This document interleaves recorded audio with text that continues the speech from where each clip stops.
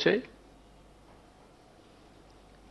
ఒక velocity 11,30,000 40,000 water పోయినప్పుడు ఎంత వెలాసిటీ వస్తుందో మీరు గుర్తుపెట్టుకోవాలి. ఆ వెలాసిటీలో 40 టన్నుల బోట్ వచ్చి ఏవైతే అక్కడ సపోర్టింగ్ ఉన్నాయో దాన్ని హిట్ చేసే పరిస్థితి.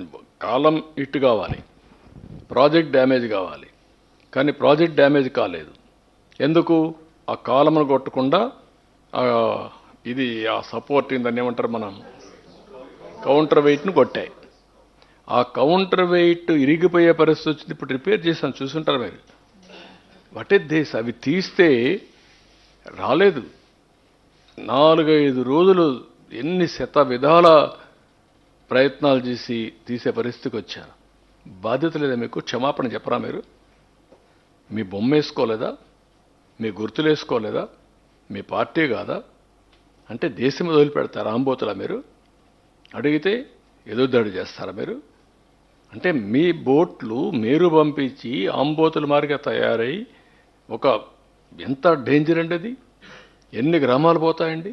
ఇప్పటికే మీరు చేసిన తప్పుడు పనుల వల్ల 6 లక్షల మంది నరక యాతన అనుభవించారు బుడమేరులో. ఈరోజు కూడా అనంతపూర్లో మీరు చూశారు.